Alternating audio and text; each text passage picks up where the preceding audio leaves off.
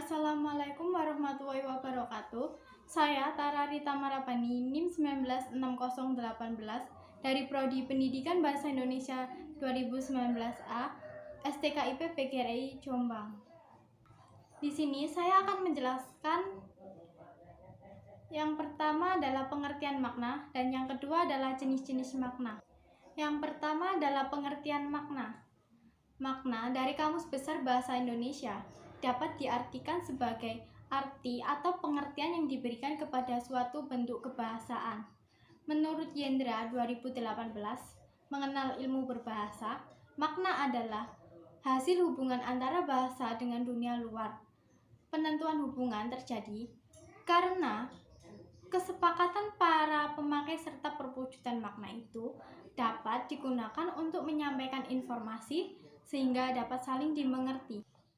Dan yang kedua, saya akan menjelaskan tentang jenis-jenis makna.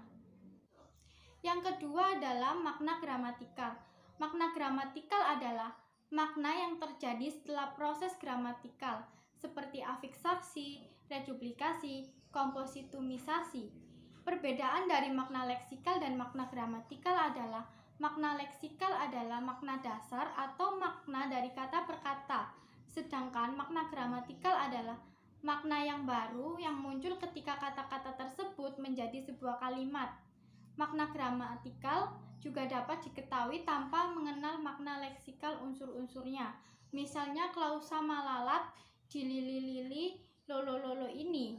Yang tidak kita ketahui makna leksikal unsur-unsurnya itu apa. Apa itu malalat, apa itu malili-lili, apa itu lolo-lolo. Namun kita tahu bahwa konstruksi klausa itu memberi makna gramatikal. Malalat mengandung makna tujuan atau pasien, dilili-lili mengandung makna pasif, dan lolo-lolo mengandung pelaku atau perbuatan. Contohnya seperti kata kuda bermakna leksikal binatang, sedangkan makna gramatikalnya bisa menjadi alat transportasi atau sejenisnya. Contohnya saya berangkat ke pasar dengan kuda.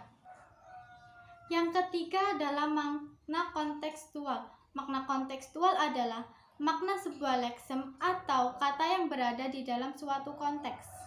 Misalnya kata kepala pada kalimat-kalimat seperti berikut. Yang pertama, rambut di kepala nenek belum ada yang putih. Dan yang kedua, sebagai kepala sekolah, dia harus menegur murid itu. Yang ketiga, nomor teleponnya ada pada kepala surat itu. Yang keempat adalah makna referensial. Makna referensial adalah sebuah kata yang memiliki referens atau acuannya, sehingga sebuah kata dapat disebut bermakna kalau ada referensinya atau acuan. Kata-kata seperti kuda, merah, gambar adalah termasuk kata-kata yang bermakna referensial karena ada acuannya dalam dunia nyata. Yang kelima ada makna non-referensial. Makna non-referensial adalah kata yang tidak mempunyai acuan dalam dunia nyata. Contohnya seperti kata dan atau dan karena. Kata tersebut tidak mempunyai acuan dalam dunia nyatanya. Yang keenam ada makna denotatif. Makna denotatif adalah makna asli, makna asal, atau makna yang sebenarnya yang dimiliki oleh sebuah kata. Umpamanya seperti kata kurus bermakna denotatif, yang mana artinya keadaan tubuh seseorang lebih kecil dari ukuran yang normal. Kata bunga bermakna denotatif, yaitu bunga seperti kita terlihat di taman. Yang ketujuh ada makna konotatif. Makna konotatif adalah makna yang lain yang ditambahkan pada makna denotatif tadi yang berhubungan dengan nilai rasa dari seseorang atau kelompok orang yang menggunakan kata tersebut. Umpamanya pada kata kurus, pada contoh sebelumnya, berkonotasi netral. Tetapi kata ramping sebenarnya bersinonim dengan kata kurus tersebut. Memiliki konotasi positif, yaitu nilai yang mengenakan. Orang akan senang kalau dikatakan ramping. Dan sebaliknya, kata kerempeng yang sebenarnya juga bersinonim dengan kata kurus dan ramping. Mempunyai konotasi negatif, nilai rasa yang tidak enak, orang akan tidak enak kalau dikatakan tubuhnya krempeng. Dan yang kedelapan ada makna konseptual. Konseptual adalah makna yang dimiliki oleh sebuah lexem terlepas dari konteks atau asosiasi apapun. Seperti kata kuda memiliki makna konseptual, sejenis binatang berkaki 4 yang biasa dikendarai. Dan kata rumah memiliki makna konseptual, bangunan tempat tinggal manusia. Dan yang kesembilan ada makna asosiatif. Adalah makna yang berkenaan dengan adanya hubungan kata itu dengan sesuatu yang berada di luar bahasa. Misalnya kata melati berasosiasi dengan sesuatu yang suci atau kesucian.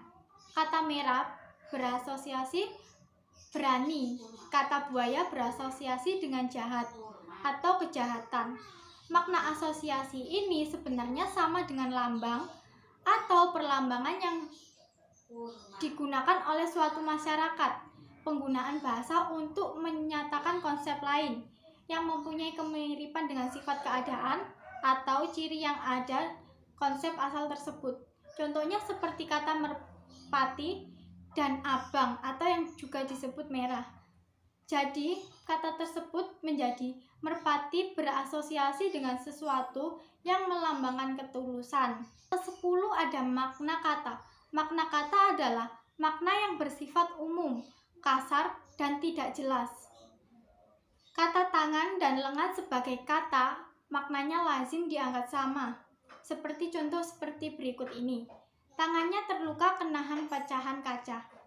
Lengannya terluka karena terkena pecahan kaca.